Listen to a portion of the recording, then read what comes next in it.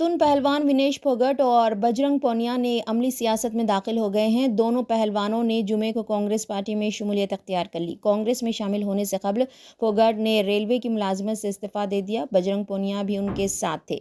Congress headquarter में मुनक्किद programme में party के तंजीमी जनरल सेक्रेटरी KC वेणुगोपाल ने दोनों पहलवानों की पार्टी में शमूलियत का बाज़ाब्ता ऐलान किया है। उन्होंने कहा कि दोनों पहलवानों को कांग्रेस खानदान में शामिल होने पर फख्र है।